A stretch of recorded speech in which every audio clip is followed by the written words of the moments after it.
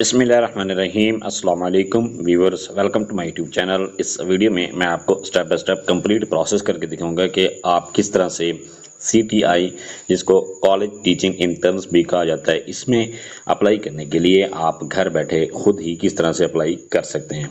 इसके लिए आप अपने मोबाइल, लैपटॉप या कंप्यूटर में गूगल क्रोम को ओपन करें। गूगल क्रोम ओपन करने के बाद आपने सर्च करना है cti-hep.gov.pk, या इसका लिंक मैंने डिस्क्रिप्शन में दिया हुआ है, आप उस लिंक पर भी क्लिक कर सकते हैं। cti-hep.punjab.gov.pk, इस पर क्लिक करने के बाद या लिंक पर क्लिक करने के बाद आपके सामने इस तरह का इंटरफेस ओपन होता है। यहाँ पर कहता है CTIs induction system for public colleges of Punjab. इसका क्राइटेरिया भी, एलिजिबिलिटी क्राइटेरिया यहाँ पर दिया गया है। आप यहाँ पर ये चेक कर सकते हैं कि ग्रेजुएशन क्वालिफिकेशन इसके लिए मांगी गई है। बीएस किसी भी कॉलेज से आपने की हुई है तो आप इसके लिए अप्लाई कर सकते हैं। और इसके बाद एमफिल पीएचडी, तो ऐसे कैंडिडेट्स को भी प्रेफर किया जाएगा। मतलब ज़्यादा, जिसकी ज़्यादा क्वालिफिकेशन होगी उसके ज़्यादा चांसेस हैं कि वो सिलेक्ट हो सकें। इसके बाद इसकी क्वालिफिकेशन के लिए यहाँ पर जो मार्क्स रखे गए हैं, 85% सिर्फ क्वालिफिकेशन के हैं। इसके बाद परफॉर्मेंस जो दी गई है, 2025 से 26 में जो भर्ती हुए थे उनकी परफॉर्मेंस के बेस पर उनको 5 नंबर मिलेंगे। लोकल कैंडिडेट को 5 नंबर है, इंटरव्यू के 5 नंबर हैं। इसके बाद एज लिमिट जो है 40 साल तक अगर आपकी एज लिमिट है, आप इसके लिए अप्लाई कर सकते हैं। इसके बाद यहाँ पर कहता है ट्रांसफर ऑफ पोस्ट, आपकी जो भी पोस्ट है जहाँ पर भी आप अपॉइंटमेंट होगी आपकी, आप वहाँ से ट्रांसफर नहीं हो सकेंगे। ये के बाद भी यहाँ पर ये कहता है ज्वाइनिंग पीरियड है कि आपकी जो अगर सिलेक्शन में आपका नाम आ जाता है तो 7 दिन के अंदर अंदर आपने ज्वाइनिंग देनी होगी। इसके बाद ये कहता है कि there will be no third division, अगर आपकी किसी भी डिग्री में थर्ड डिवीजन है तो आप इसके लिए अप्लाई नहीं कर सकते। मजीद भी आप न्यूज़ या हाईलाइट लेने के लिए यहाँ पर इसी पोर्टल का विजिट करते रहें और आपको इसकी इंफॉर्मेशन मिलती रहेगी। नेक्स्ट है, आपने अप्लाई करना है। अप्लाई करने के लिए आपके सामने टॉप पर ऑप्शन दे रहा है लॉगिन और रजिस्टर, आप इस पर क्लिक करें। इस पर क्लिक करने के बाद यहाँ पर कहता है लॉगिन करने के लिए, अगर आपका ऑलरेडी अकाउंट है तो फिर आपने लॉगिन करना है। अपने शनाख्ती का नंबर लिखें, पासवर्ड लिखें और इसके बाद कैप्चा यहाँ पर लिखें। इसके बाद साइन इन कर दें। अगर आप न्यू कैंडिडेट हैं, फ्रेश कैंडिडेट, तो फिर आप रजिस्टर पर क्लिक करें। क्लिक करने के बाद यहाँ पर कहता है रजिस्ट्रेशन, न्यू रजिस्ट्रेशन है। इसके बाद यहाँ पर कहता है कि फुल नेम वाले खाने में आपने अपना मुकम्मल नाम लिखना है। सीएनएसी वाले खाने में अपना शनाख्ती का नंबर लिखें।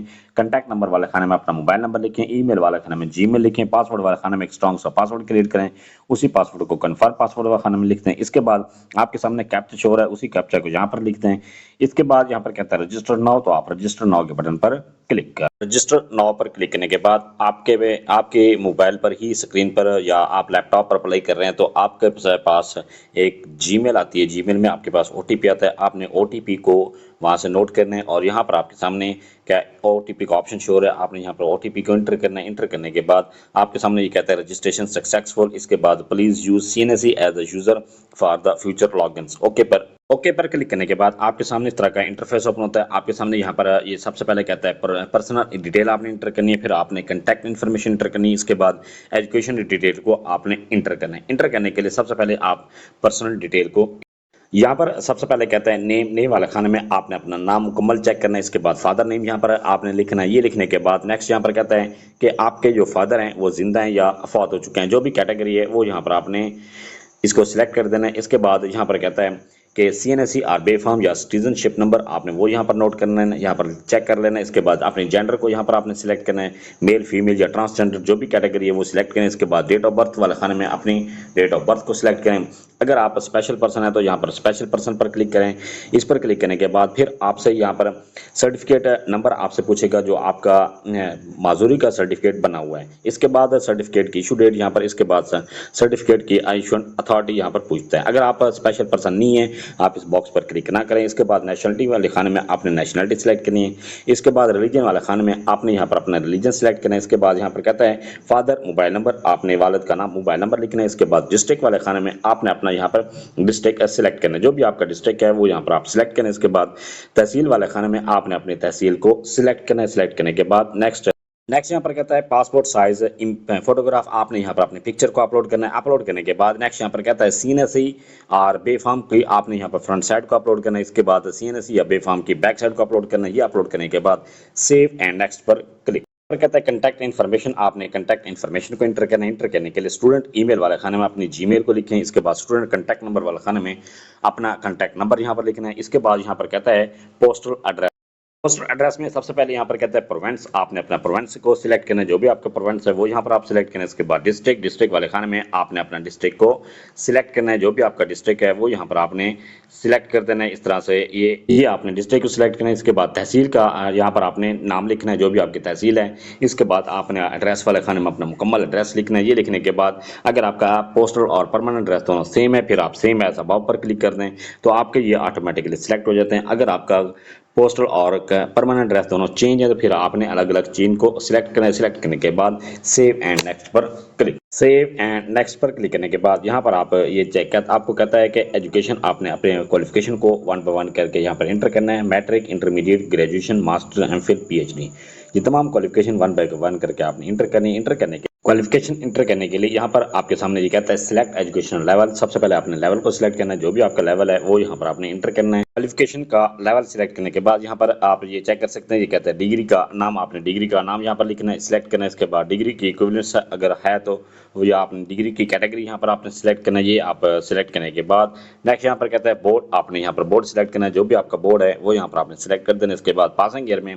जिस साल भी आपने अपनी डिग्री पास की है वो यहाँ पर आपने सिलेक्ट कर देना। इसके बाद टोटल मार्क्स में आपने टोटल नंबर लिखने हैं। इसके बाद यहाँ पर कहता है कि ऑब्टेन मार्क्स में आपने वो नंबर लिखने हैं जो आपने हासिल किए हैं। इस तरह से आपने ये अपने नंबर लिख सकते हैं। ये लिखने के बाद नेक्स्ट यहाँ पर कहता है एग्जाम टाइप, आपके एग्जाम का टाइप कौन सा था, एनुअल है तो एनुअल सेलेक्ट कर दें, सेमेस्टर सिस्टम है तो सेमेस्टर सिस्टम सेलेक्ट कर दें। इसके बाद पोजीशन होल्डर है तो पोजीशन होल्डर में फर्स्ट सेकंड थर्ड जो भी कैटेगरी है वो यहाँ पर आप सिलेक्ट कर दें। इसके बाद यहाँ पर कहता है मार्कशीट, ट्रांसक्रिप्ट, डीएमसी, अपने रिजल्ट कार्ड को यहाँ पर अपलोड करना है। इसके बाद सर्टिफिकेट, डिग्री, यहाँ पर आपने सर्टिफिकेट या अपने डिग्री को रिजल्ट कार्ड ये आपने अपलोड कर देना है। इसके बाद यहाँ पर कहता है पोजीशन सर्टिफिकेट, आपने पोजीशन का सर्टिफिकेट अगर आपने पोजीशन ली है तो वो यहाँ पर आप अपलोड कर दें, अगर नहीं ली तो फिर आपको यहाँ पर अपलोड करने की जरूरत नहीं है। इसके बाद यहाँ पर कहता है सेव एंड नेक्स्ट, आप सेव एंड नेक्स्ट पर क्लिक करेंगे तो आपकी जो क्वालिफिकेशन है वो सेव हो जाती है। सेम इसी तरह से आपने अपनी तमाम क्वालिफिकेशन को 1 बाय 1 करके इंटर करना है। इंटर करने के बाद आप यहाँ पर लिस्ट ऑफ क्वालिफिकेशन में आप यहाँ पर चेक कर सकते हैं, आपकी तमाम क्वालिफिकेशन